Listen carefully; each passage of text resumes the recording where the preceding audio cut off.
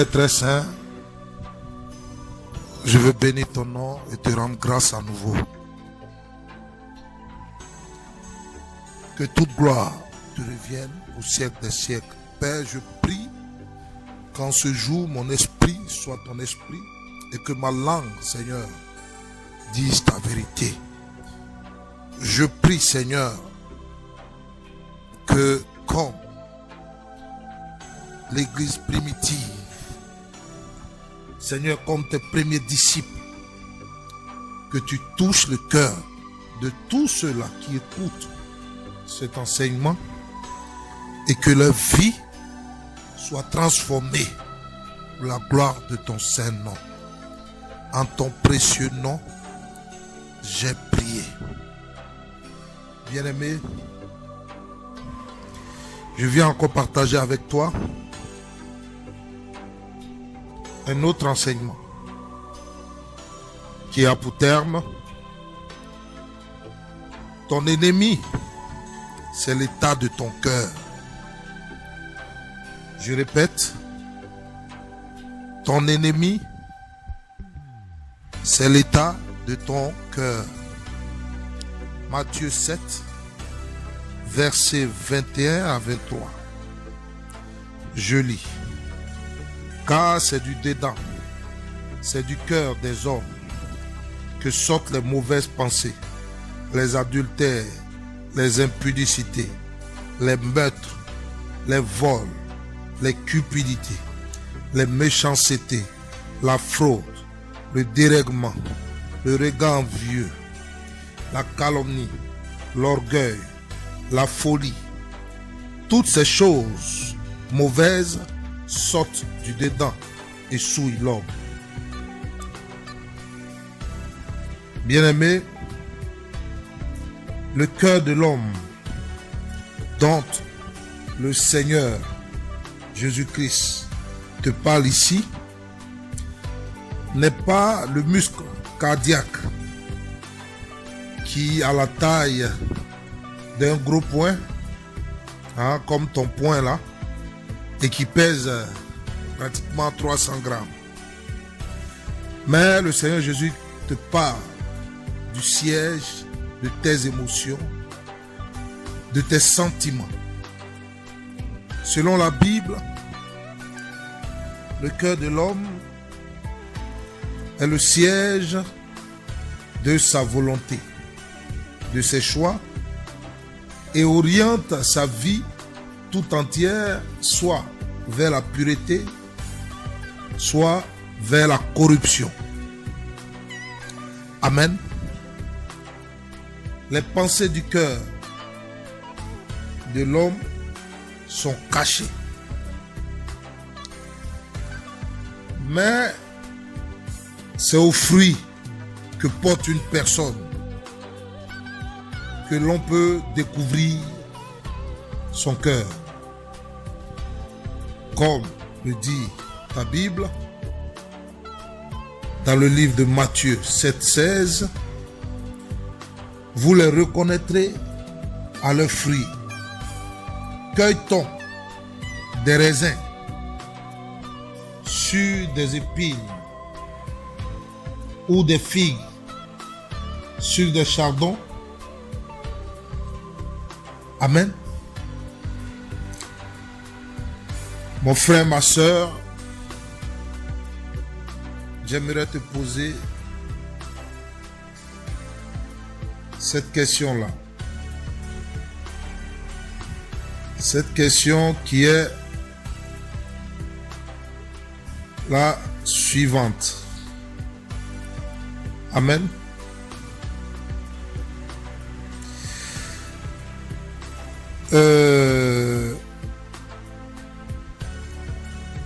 As-tu lu attentivement, depuis que tu as ta Bible,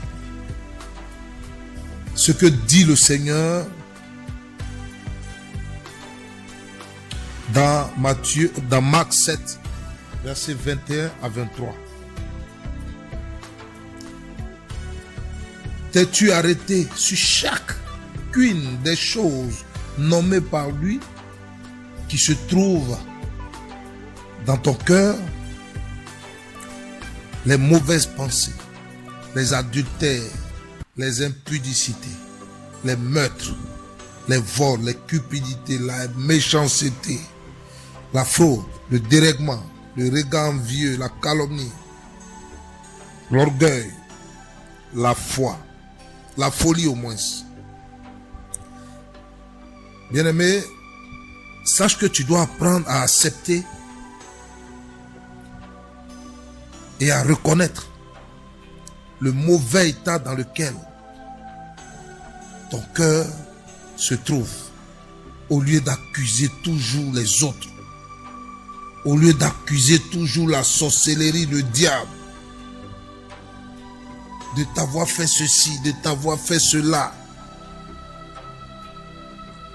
oubliant que tu as bâti ta vie, soi-disant chrétienne, dans l'accusation, dans la victimisation. Oui, c'est telle personne qui m'en veut. C'est les liens familiaux qui me font ceci, qui me font cela. C'est les sorciers qui me font ceci. C'est tel démon qui bloque mon mariage, qui bloque mon élévation, qui bloque ceci, qui bloque ma voiture, qui bloque mon train, qui bloque mon métro. Ah! Tout en faisant semblant d'oublier ton caractère invivable avec lequel tu veux rentrer dans un mariage. Et que c'est ce caractère-là qui détruit tes relations. Tu as oublié, bien-aimé, que ta Bible dit dans Romains 8, verset 1, il n'y a donc maintenant aucune condamnation pour ceux qui sont en Christ. Oui, il n'y a plus de condamnation pour ceux qui sont en Christ. Mais pourquoi toi, qui cries sur tous les toits que tu es enfant de Dieu, tu es chrétien, tu es en Christ, le diable te tient encore captif dans une condamnation qui ne dit pas son nom? N'est-ce pas que tu n'as pas encore purifié ton cœur et que le diable a toujours pour trône ton cœur? Amen. Ce n'est personne, comme Jésus l'a dit, ce n'est personne qui te souille. Mais ce qui te souille là, vient de toi-même, vient de ton intérieur et non de ton extérieur. Le Seigneur Jésus a dit dans une de ses paroles, je ne parlerai plus guère avec vous, car le prince du monde vient. Il n'a rien à moi. Jean 14, verset 30. Bien-aimé, si le Seigneur Jésus-Christ déclare formellement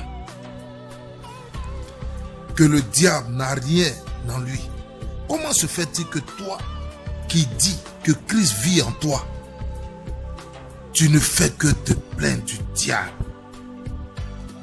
Mais pose-toi la question, comment le diable a accès à toi?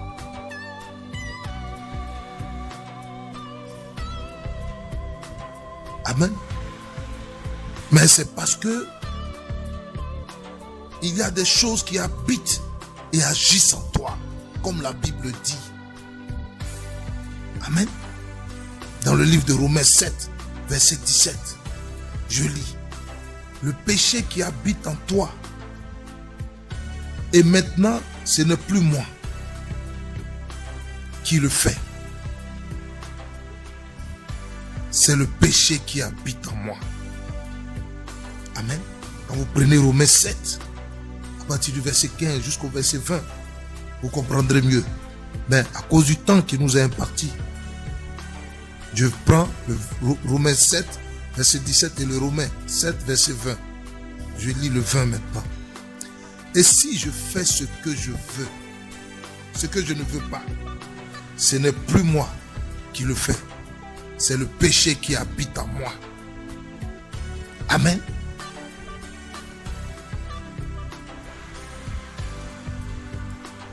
les mauvais désirs de ton être charnel. Comme le dit Colossiens 3, verset 5.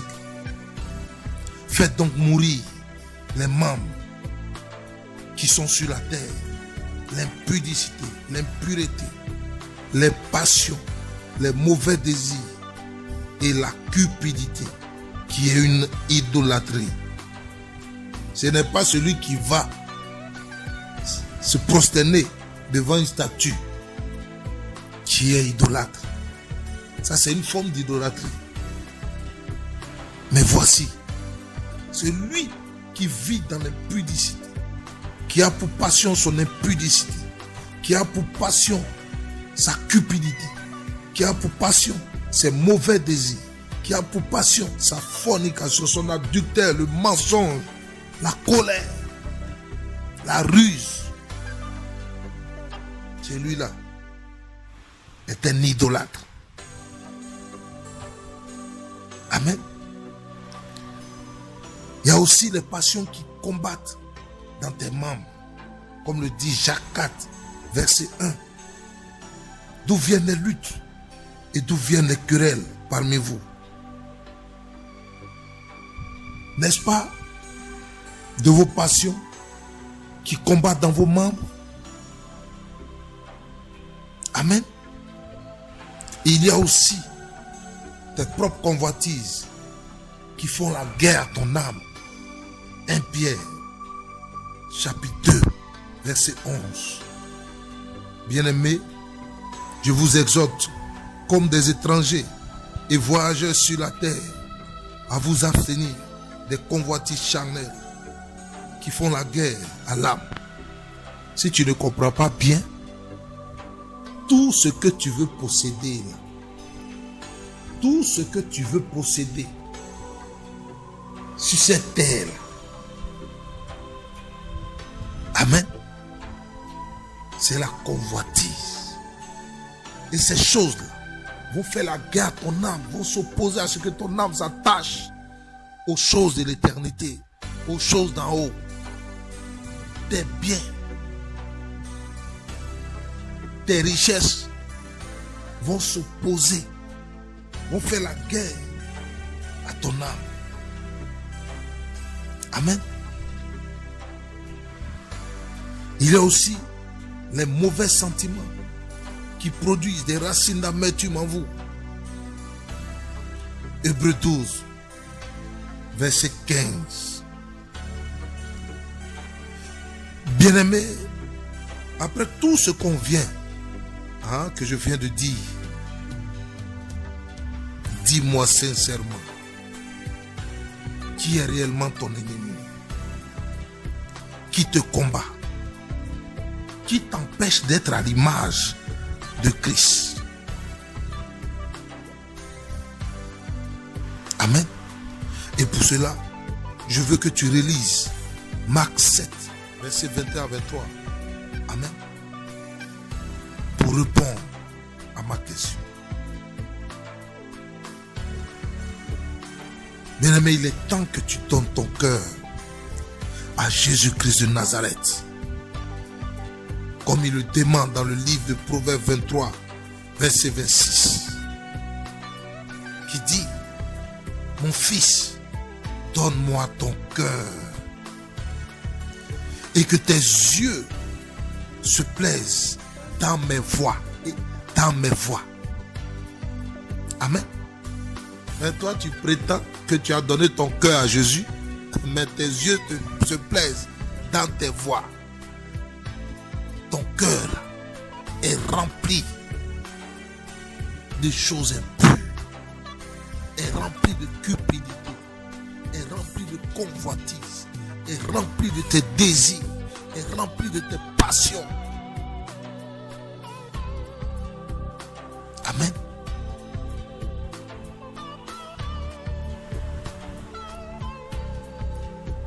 Bien-aimé, lorsque tu reconnais honnêtement la misère qui est dans ton cœur, tu en éprouves de la honte et un profond désir de changement, non pas pour faire plaisir aux hommes,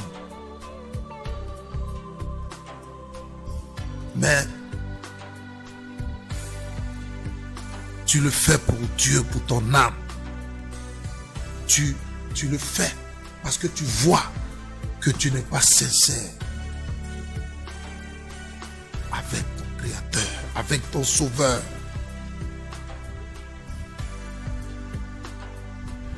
Mais toi, le pourras-tu? Dieu a dit par un de ses prophètes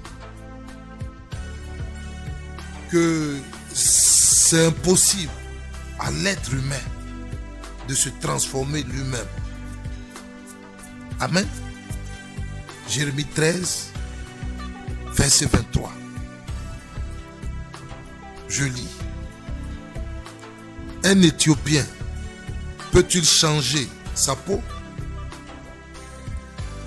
Et un léopard ses taches? De même, pourriez-vous faire le bien, vous qui êtes accoutumés à faire le mal?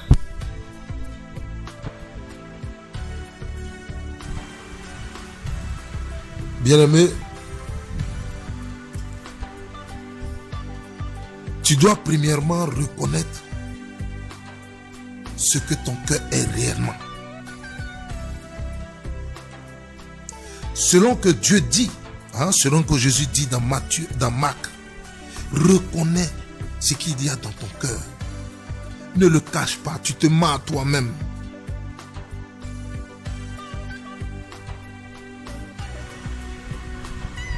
Amen. Reconnais-le selon Dieu, ce que Dieu dit. Amen. Et non comme tu pourrais le penser. Arrête de te glorifier dans ton hypocrisie. Tu sais que tout ce que je dis se trouve dans ton cœur. Tu sais tout ce que Jésus dit là, que je relate ici, est dans ton cœur. Amen. Mais tu refuses. Tu n'es pas sincère. Même quand tu veux le faire, c'est pas avec une sincérité. Voici des gens qui viennent, qui disent qu'ils se sont repentis, mais avec une vision qui est tapie en eux. Non, je vais me repentir. Et comme je suis célibataire, Dieu va me donner un mari. Non, je vais me repentir. Et comme je suis un chômeur, Dieu va me donner un emploi. Je vais me repentir. Et comme Dieu est miséricordieux, il va me donner un enfant. Mais qui t'a dit que sa miséricorde et sa grâce est attachée aux choses de ce monde? Ce que tu vas abandonner, ce que tu vas laisser. La Bible dit que sa bénédiction n'est suivie d'aucun chagrin. Ton fils là peut mourir et tu seras chagriné. Tu peux perdre cet emploi-là, tu seras chagriné. Tu peux divorcer, tu seras chagriné. Mais il dit que lui, sa bénédiction n'est suivie d'aucun chagrin. Bien aimé, pourquoi vous ne voulez pas chercher à comprendre de quelle bénédiction parle-t-il? Amen. Une voiture, tu ne la gardes pas éternellement. Un compte en banque, tu ne la gardes pas éternellement. Tu ne le gardes pas éternellement. Une maison, tu ne la gardes pas éternellement. Un emploi, tu ne le gardes pas éternellement. Un mariage, tu ne le gardes pas éternellement. Car un jour, soit l'homme, soit la femme va te défoncer. Amen.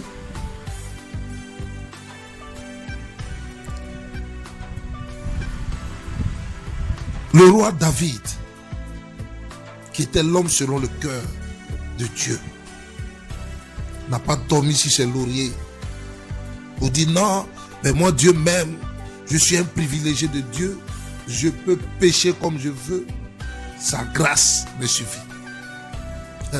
C'est le nouveau langage des fils de la perdition. Amen. Le roi David t'a laissé un exemple. Amen. D'un homme profondément malheureux à cause de son péché. Il ne s'est pas abrité derrière des excuses. Il a reconnu et confessé sa faute. David était un homme honnête. C'est pour cela que Dieu l'a pas rejeté. Mais toi, tu te glorifies du mauvais état de ton cœur, corrompu, en disant je suis sous la grâce, je suis sous la grâce. Tu es vraiment frappé par la puissance de karma. C'est le Seigneur, c'est Dieu même qui a envoyé cette puissance de karma là sur toi. Et que ce que je dis là te traumatise, te fait peur. Et que tu penses que ce que je dis n'est pas normal. Bien-aimé, c'est ma vocation. Te convaincre de ton péché. Je ne suis pas un diseur de bonne aventure. Celui qui m'a établi est dans le ciel. Et je suis venu pour t'annoncer les choses du ciel et non de la terre. Celui qui est de la terre annonce les choses de la terre. Et le prince de ce monde est de la terre. Le Dieu de ce siècle est de la terre. Il a ses apôtres, ses faux prophètes, ses agents qui vous distillent en longueur de journée des messages de perdition qui chatouillent vos oreilles tellement vous aimez le chatouillement de l'oreille. Vos cœurs sont tournés vers des choses qui n'ont ni existence ni subsistance. Amen.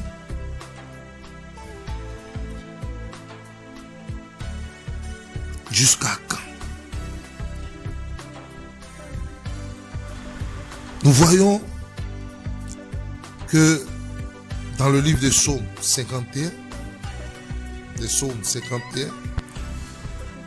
David, lorsque le prophète vint, le prophète Nathan vint à lui, après que il fut allé vers Bathsheba. Amen. Examinons un peu la prière de David. Ô Dieu, aie pitié de moi dans ta bonté. Selon ta grande miséricorde, efface mes transgressions. Lave-moi complètement de mon iniquité et purifie-moi de mon péché.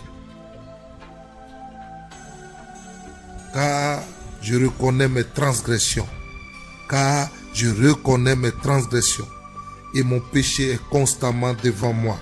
Mais toi, ton péché n'apparaît jamais devant toi. Ton péché n'apparaît jamais. Pour toi, tu es devenu saint. Parce que le mot Alléluia, Amen est dans ta bouche. Tu refuses de soigner, de guérir ton cœur corrompu. Ton cœur qui a la haine, qui a la rancune.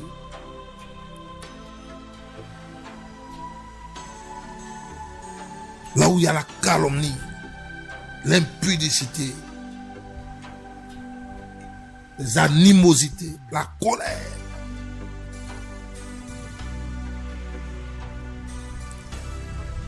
Amen. David dit, j'ai péché contre toi seul et j'ai fait ce qui est mal à tes yeux, en sorte que tu seras juste dans ta sentence. Amen. Vous voyez que David, il refuse pas la sentence de sa désobéissance, de son péché. Mais toi, tu pêches. D'abord, tu ne le reconnais pas. tu n'es pas sincère même quand tu veux le reconnaître et tu refuses le châtiment, la sentence. Or, la Bible dit que Dieu châtie ceux qu'il aime. Amen. Il dit, sans reproche dans ton jugement. Voici, je suis né dans l'iniquité et ma mère m'a conçu dans le péché. Mais tu veux que la vérité soit au fond du cœur. Fais donc pénétrer la sagesse au-dedans de moi. Dieu veut que la vérité soit au fond de ton cœur.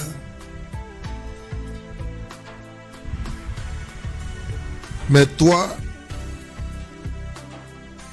même quand tu prétends te repentir, c'est avec un cœur de compromission. Car pour toi, si tu le fais, c'est pour que Dieu te donne ce que tes passions la désirent. Amen. Un mari, une femme.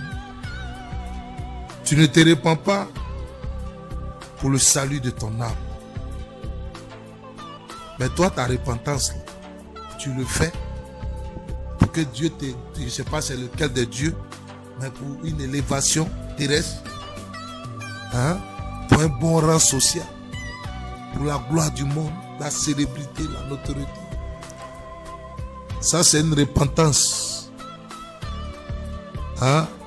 du Dieu de ce siècle.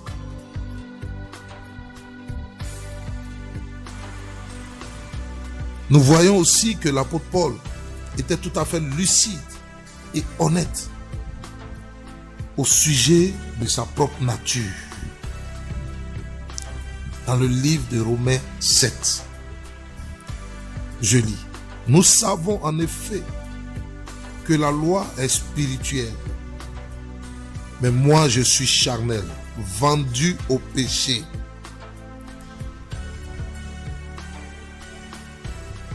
Il y a des soi-disant chrétiens comme toi, dès qu'ils ont posé une fois les pieds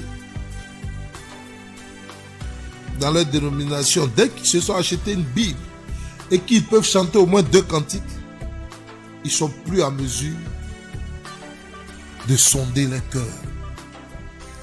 Pour eux, ils sont des saints, de vrais tombeaux blanchis.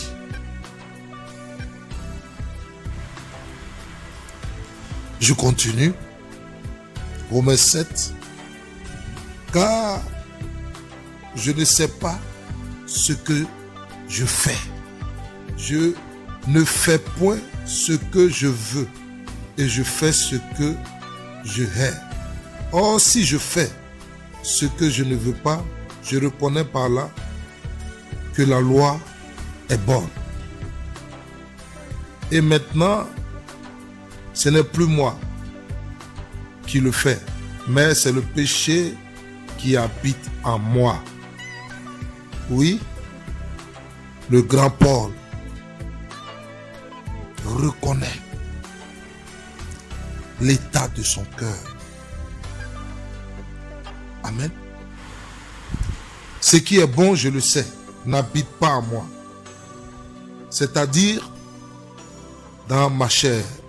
J'ai la volonté, mais non le pouvoir de faire le bien.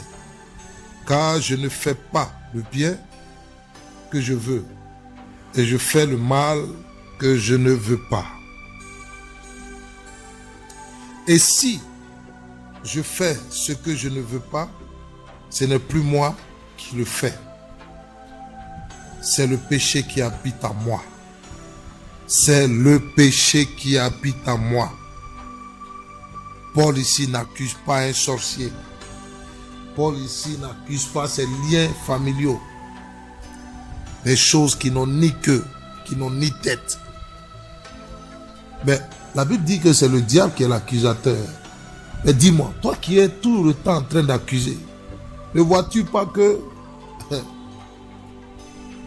tu es à l'image de l'accusateur qui est le diable,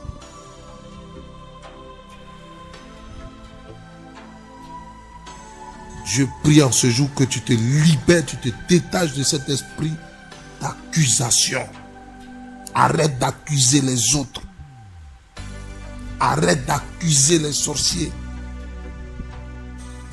Qu'y a-t-il entre la lumière et les ténèbres? Depuis quand un homme réside dans la lumière et que les ténèbres peuvent l'éteindre? C'est parce que ton cœur est rempli de ténèbres. Voici pourquoi le diable te possède et que le diable t'utilise. Il tourne ton cœur vers tes désirs, vers tes ambitions. Il te donne, il met en toi, il t'inspire la soif de posséder les choses de ce monde. Tout juste parce qu'il a trouvé sa nourriture en toi. Arrête d'accuser les autres. Arrête d'aller chez ces soi-disant voyants, quoi, machin, qui ne font que accuser les autres. Quel est ce Dieu-là qui a peur des sorciers? Amen.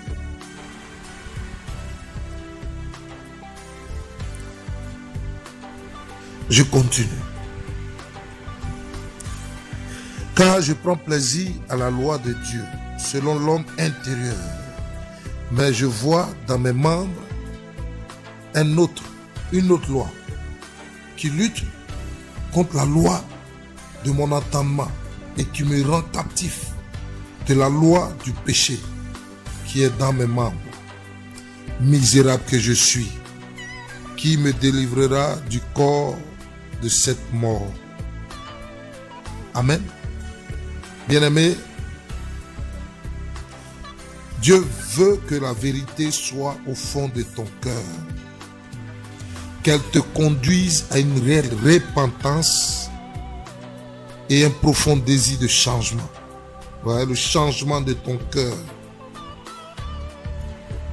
Toi seul peux accepter d'abandonner, de te détacher de la cupidité. Mais ce que vous ne savez pas, toutes ces choses qui sortent de vos cœurs sont des pouvoirs que le diable vous a conférés. La colère, c'est un pouvoir que le diable t'a conféré. Avec ta colère, tu fais du mal aux autres. Amen. C'est le diable qui le fait. Tu es son instrument.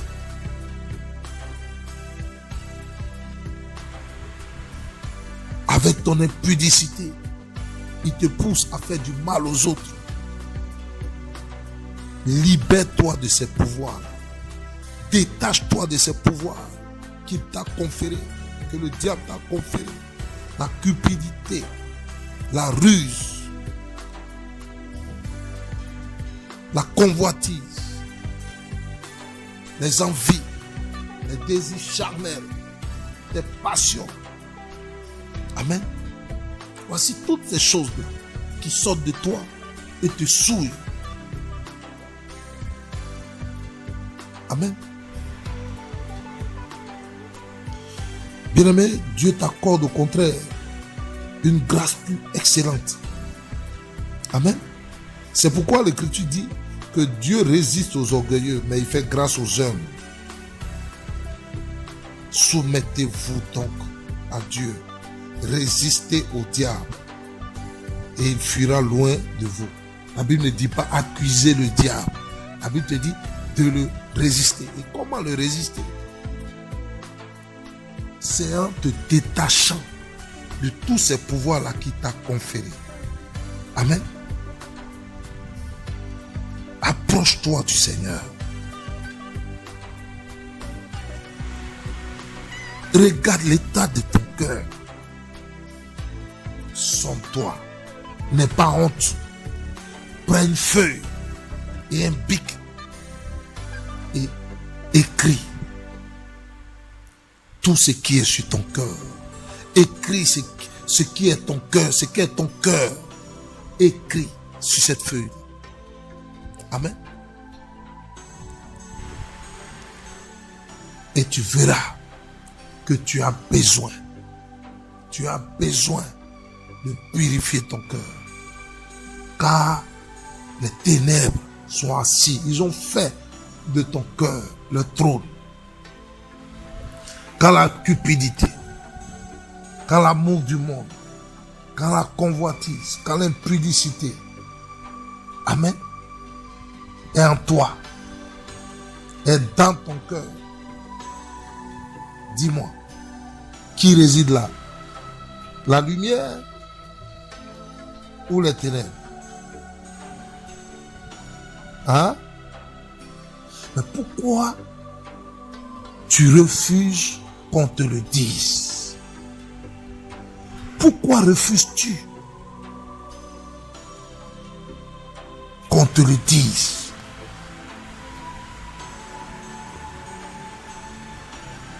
Jésus te tend la main. Jésus t'accorde cette grâce-là de purifier ton cœur en te détachant de tout ce qui te saoule. Comme il a dit dans Marc 7, verset 21 au verset 23. Amen. C'est les mauvaises pensées qui te saoulent. Ce n'est pas un sorcier. Le sorcier, quand il sait qu'il y a la mauvaise pensée en toi, il vient habiter en toi.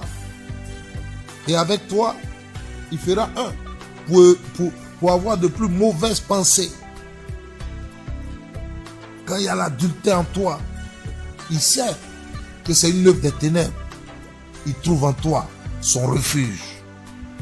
Quand il y a l'impudicité en toi, où veux-tu que les ténèbres pas t'habiter si ce n'est en toi? Les vols, les cupidités, la fraude, le dérèglement, le regard envieux. Ah, le regard envieux, c'est ce qui te cloue aujourd'hui. C'est ce qui te détruit. Un regard envieux. Amen. Et c'est toutes ces choses que ton cœur manifeste qui te souille. Et quand tu es souillé, tu ne peux pas t'approcher de Dieu. Dieu ne peut pas s'approcher de toi. Ce n'est pas parce qu'il ne t'aime pas. Mais voici pourquoi il te dit, détache-toi de toutes ces choses-là. Purifie ton cœur. Il n'y a aucun sorcier qui te fatigue. Laisse ces gens qui te font croire que les liens ancestraux... Vous avez vu Jésus une fois parler des liens ancestraux. Pourquoi voulez-vous dévoyer l'évangile de la grâce? Amen. La Bible dit que Dieu dit qu'il ne veut plus entendre en Israël que quelqu'un dise: nos pères ont mangé les raisins et que nous les fils avons eu le temps agacé. Il connaît l'âme du père, il connaît l'âme du fils. C'est l'âme qui pêche qui mourra. Ton père ou bien ta mère, tes grands-parents ont quoi à voir avec toi? Si toi-même ton cœur est dans cet état-là, et que Jésus dit c'est ce qui te souille, pourquoi ne pas plaider avec le Seigneur Jésus pour te dépouiller de tout ce qui te souille et que tu es toujours en train d'accuser les autres? Combat spirituel par-ci, combat spirituel par-ça. D'autres en ont fait leur chou gras. Ils se sont bâtis une fortune dans des soi-disant livres de prière, de combat. Vous combattez qui? Dites-moi, vous combattez qui? Mais la Bible dit qu'il a dépouillé le diable. Donc vous combattez qui? Quelqu'un qui est dépouillé. Quelqu'un qui est dépouillé. Vous combattez qui? Il dit résistez-le. Le vrai combat, c'est de pouvoir garder sa foi. en Jésus-Christ. Je dis bien la foi qui sauve en Jésus-Christ. C'est de pouvoir garder les enseignements, les commandements de Christ, sa vision. Voici le vrai combat. Oui, le feu ici, le feu ici. Depuis quand vous avez vu un des disciples de Jésus invoquer le feu, ou Jésus invoquait le feu? La Bible dit que Jésus cherchait à envoyer ses disciples aller chercher une bougale où il devait dormir parce qu'il voulait aller dans cette ville, dans ce village. Et ses disciples sont allés, ils l'ont refusé. Ils ont refusé à Jésus cette maison. Et quand ils sont revenus, ils ont dit à Jésus, mais maître, ils ont refusé de te donner une chambre. Que veux-tu qu'on fasse? On le fasse. On va invoquer le feu sur eux. Jésus va leur dire, vous ne savez pas de quel esprit vous êtes animés. Le Fils de l'homme n'est pas venu pour détruire.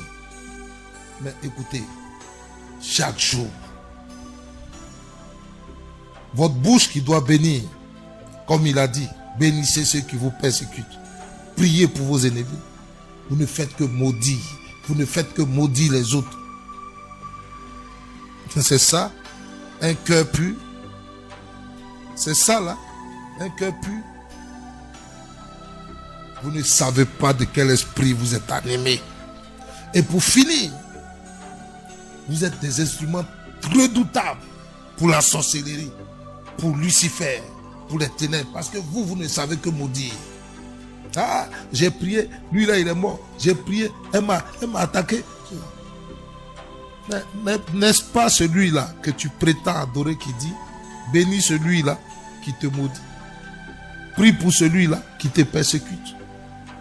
Pardonne à ceux qui t'ont offensé. Amen.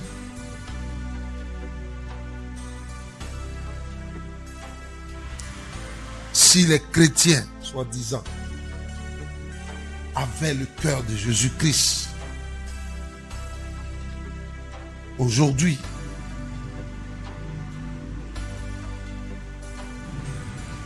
beaucoup de nations, même musulmans, étaient gagnés à Christ. Mais vos cœurs, vous refusez de traiter vos cœurs, vous refusez de soigner vos cœurs, de purifier vos cœurs. Amen.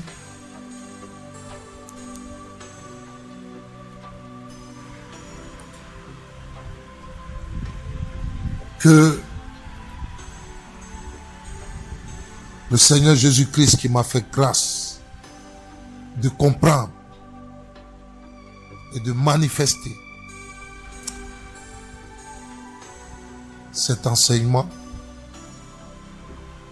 vous accorde cette même grâce. Je prie que vos cœurs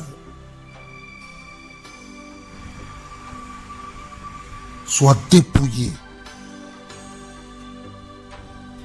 de tout ce qui vous saoule. Que ce ne soit pas vos lèvres qui célèbrent, qui invoquent le Seigneur, mais que ce soit vos cœurs qui lui cherchent comme David, qui plaident comme David, de façon sincère et absolue.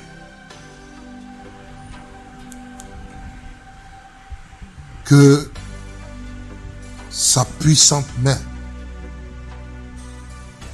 soit sur vous et vous comble. Dans le précieux nom de Jésus-Christ de Nazareth, j'ai prié. Je vous dis shalom et à bientôt.